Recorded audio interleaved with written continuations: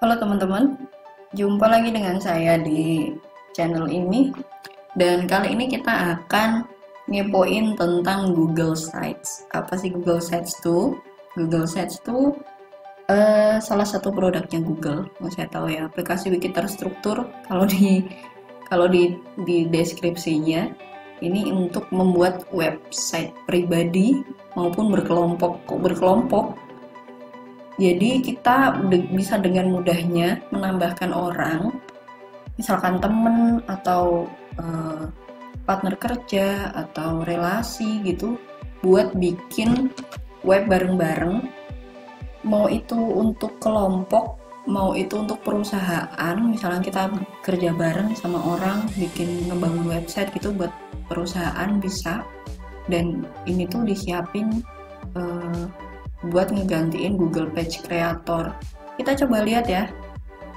Saya ini menggunakan Chrome yang sudah sinkron dengan akun Google. Jadi ketika buka produknya Google akan otomatis masuk ke situsnya, masuk ke ininya, produknya gitu. Oke, tampilannya hampir sama dengan Google Form, bahkan warnanya pun hampir sama ya dengan Google Form yang biru-biru agak ungu gitu.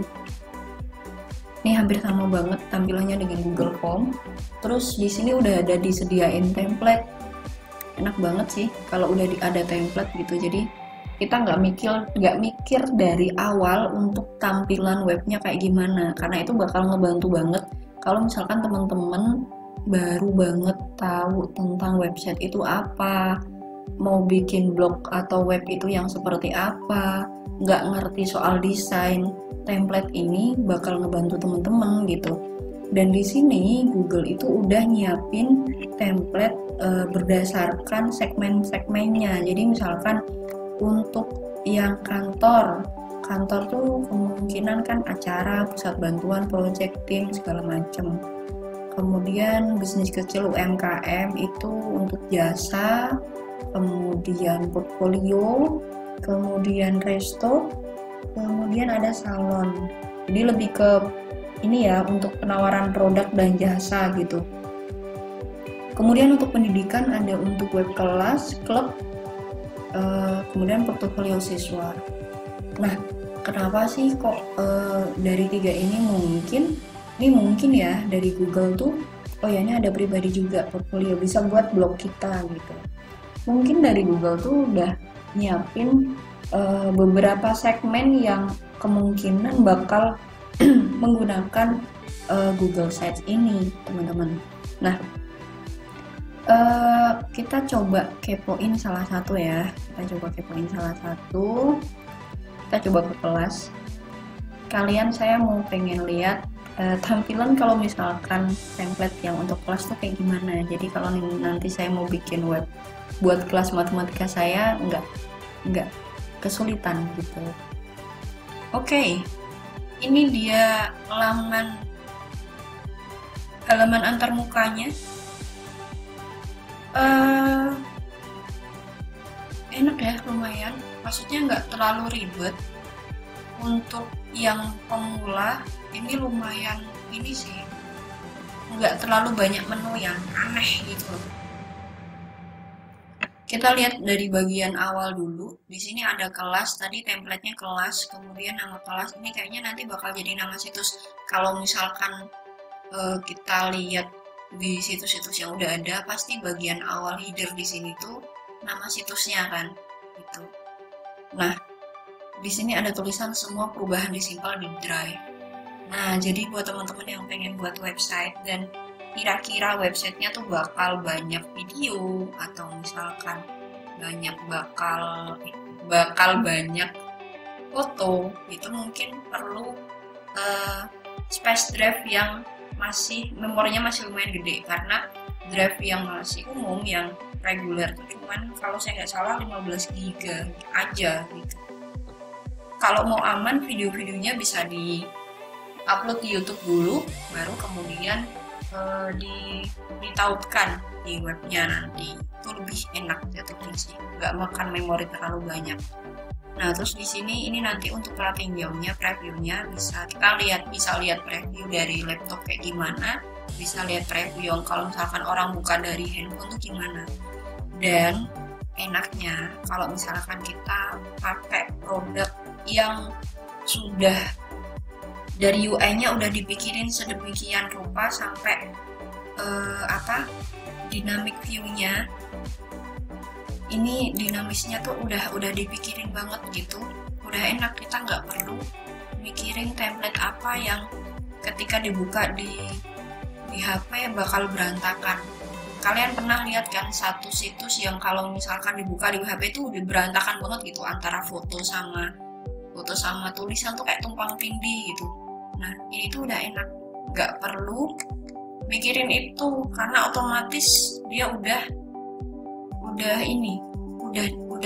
diselesaikan masalah itu. Kita tinggal nata, kita tinggal edit sesuai kebutuhan kita, udah publish, selesai gitu.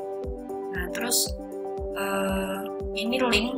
Nah, jadi kalau belum dipublish, ibaratnya web itu belum launching, kita cari di Google, kita cari di internet belum bisa, itu ya berarti nggak ada linknya belum bisa. Terus di sini ada tanda plus, teman-teman yang saya bilang tadi bisa collab dengan teman-teman yang lain gitu. Jadi misalkan kalian punya kelompok atau komunitas, mau bikin satu web komunitas atau mau bikin web UMKM yang kalian bangun bareng gitu.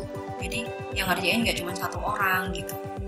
Terus di sini ada setelan. Oke, ini lebih ke ngatur navigasinya, terus logo sama favicon. Favicon tuh yang bagian atas ini. Ini favicon ini namanya. Terus alat pengakses, lihat saja. Oke, kemudian domain custom. Ini biasanya kalau jadi .com itu bakal berbayar.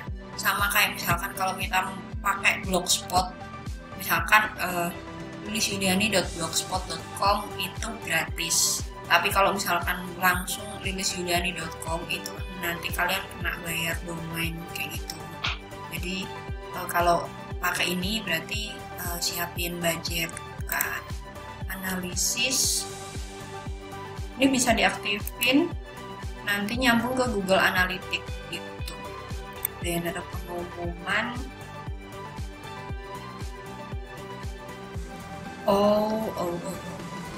Ini kayaknya untuk launching gitu.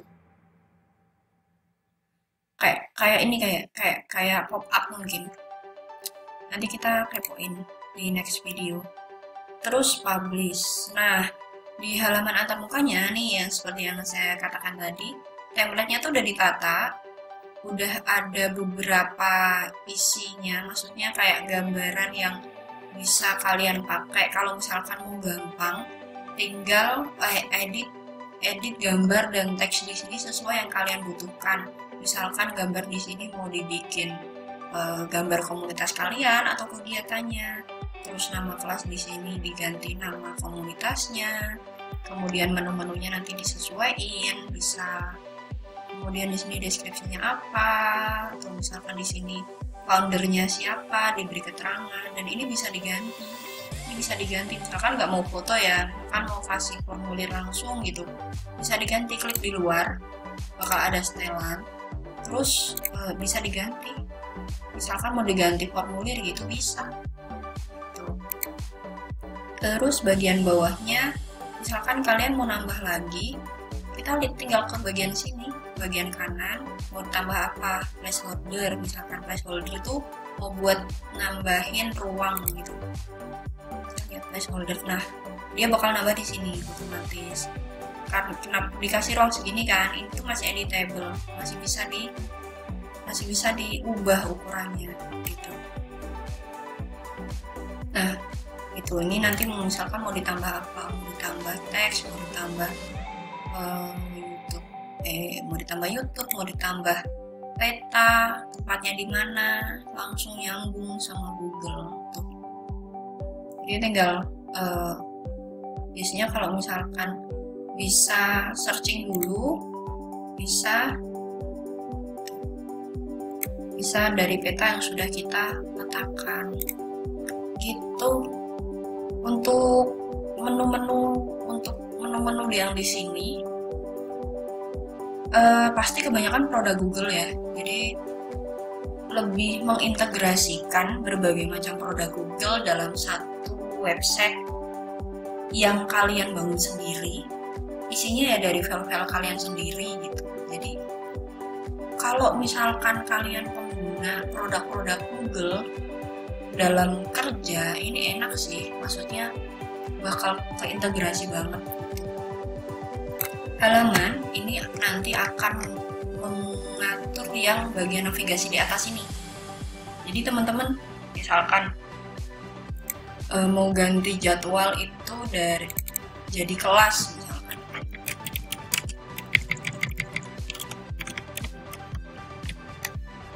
terus mau nambahin menu drop down gitu, tinggal tambah sub halaman, misalkan di sini kelas 7 selesai. Nah, nanti akan ada panah ke bawah kelas 7, kalau itu tambahin lagi kelas 8, kelas 9 gitu, misalnya kayak gitu. Nanti kalau misalkan mau tambah, tinggal klik di sini, mau tambah link atau tambah halaman itu bisa. Oke. Nah, terus kalau di sini ini nama webnya, misalkan webmed